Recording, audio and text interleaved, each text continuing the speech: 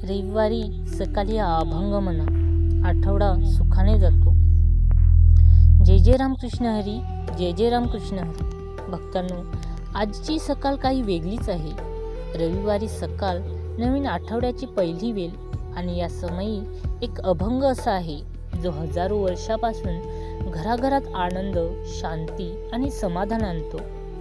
आज आपण तो अभंग केवळ म्हणणार नाही, तर त्याचा अर्थ, त्यात लपलेली शक्ती आणि एक मन हेलावून टाकणारी कथा सगळं जाणून घेणार आहोत. रविवारी सकाळ म्हणजे नवीन आठवड्याची सुरुवात. या सुरुवातीला जर मन अस्वस्थ असेल, चिंता असतील, कामं अडकलेली वाटत असतील, तर हा एक छोटासा अभंग तुमचं संपूर्ण आठवड्याचं वातावरण बदलू शकतो.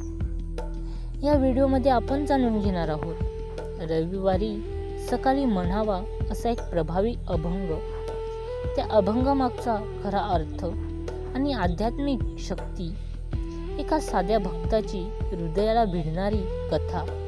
आठवडा सुखाने, शांततेने आणि समाधानाने का जातो याचं रहस्य. संतांच्या अनुभवानुसार रविवार भक्तिभावाने विठ्ठलाचं नाम घेतलं की मनातील भीती, नकारात्मकता आणि अस्वस्थता हळूहळू दूर होते. हा अभंग केवळ शब्द नाही, तो आहे विठ्ठलाशी थेट संवाद साधण्याचा मार्ग. जर तुम्ही रोजच्या धावपळीत मन शांत ठेवू शकत नसाल, जर आठवड्याची सुरुवात तणावात होत असेल, तर हा व्हिडिओ शेवटपर्यंत नक्की ऐका. आजच रविवारी सकाळी हा अभंग म्हणा आणि तुमचा संपूर्ण आठवडा विठ्ठलाच्या चरणी अर्पण करा. व्हिडिओला लाईक करा. अशा भक्तिमय अभंगासाठी चॅनलला सबस्क्राईब करा. हा संदेश आपल्या कुटुंबापर्यंत शेअर करा. अभंग. पांडुरंग पांडुरंग, भक्तजनांचा सांभाळ करणारा, तुझे नाम घेता जो हृदय शांत होते, विठ्ठला तूच माझा आधार. पांडुरंग पांडुरंग, भक्तजनांचा सांभाळ करणारा, तुझे नाम घेता जो हृदय शांत होते, विठ्ठला तूच माझा आधार. अभंगाचा अर्थ. पांडुरंग पांडुरंग हा शब्दच कसा तरी हृदयात शांती आणतो. विठ्ठल म्हणजे काय? जो भक्तांचा भार उचलतो, जो संकटात रक्षण करतो, जो शरण आलेल्या व्यक्तीला रिकाम्या हाताने परत पाठवत नाही. रविवार हा अभंग म्हणून गेलेल्या संतांचा असा अनुभव आहे की आठवडा सुखाने जातो, मनातील चिंता निघून जाते आणि बिघडलेली कामं रुळावर येतात. कारण विठ्ठलाचं नाम मन, प्राण, भावना सगळं शुद्ध करतं. कथा. आजची कथा एका ग्रामीण भक्ताची. नाव गोविंद. गोविंद गरीब होता, पण अत्यंत भक्तिवान.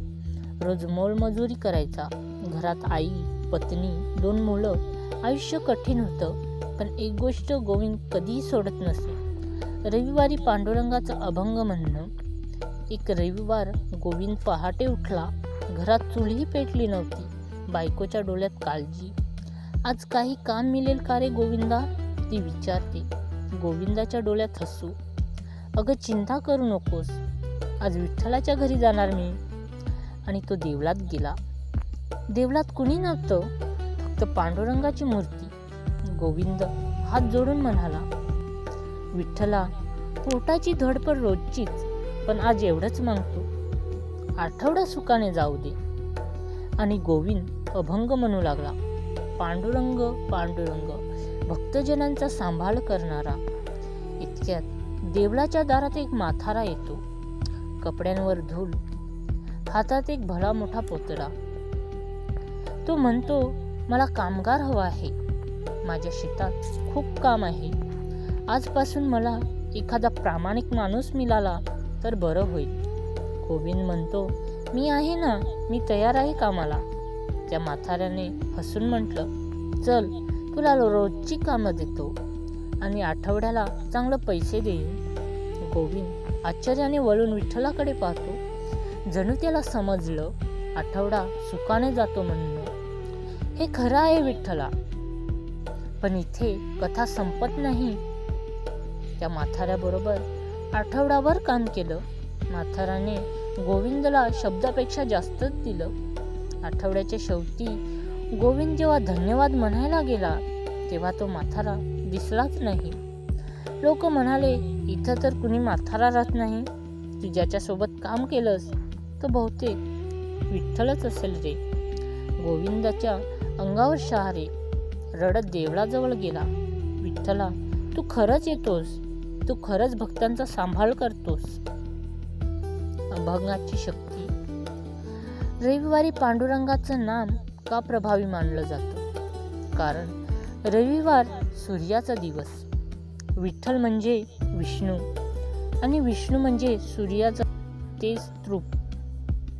रविवारी मन सर्वात रिसेप्टिव्ह असतं, शांत असतं. नवीन आठवड्याची मानसिक तयारी चालू असते. अशा वेळी हा अभंग मनातील नकारात्मकता काढून टाकतो. आयुष्य सुरळीत होतं, मन शांत होतं, अडथळे दूर होतात. रविवारी हा अभंग कसा म्हणावा? सकाळी अंघोळ करून देव्हाऱ्यात बसा, दिवा लावा आणि 1 मिनिट शांतता. पांडुरंगाच्या डोळ्यात डोळे भिडवा. 2 वेळा मृत स्वरात अभंग म्हणा. शेवटी 1 वाक्य नक्की म्हणा, विठ्ठला, माझा आठवडा तुझ्याकडे अर्पण. भक्तांनो, आपल्या आयुष्यात कितीही वादळं आली, कितीही अडथळे आले, पण एक गोष्ट कायम सत्य आहे. नाम घेतलं की देव जवळ येतो.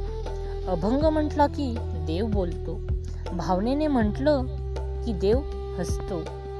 रविवारी हा लहानसा अभंग म्हणा आणि बघा तुमचा संपूर्ण आठवडा कसा शांत, सुखाचा आणि मंगलमय होतो. जर हा संदेश तुमच्या मनाला भिडला असेल तर आजच सकाळी हा अभंग म्हणा आणि नक्की वाटलं तर हा व्हिडिओ शेअर करा 3 भक्तांना. कदाचित त्यांच्या आठवड्याला सुरुवात करण्यासाठी तुमचाच हात विठ्ठल बनून गेला असेल. भक्तांनो, मिळूया लवकरच एका नवीन विषयावर, एका नवीन अभंगावर. तिथपर्यंत पाहायला विसरू नका सनातन धर्म माहिती, जिथे आहे भक्ती आणि माहितीही. जय जय रामकृष्ण हरी.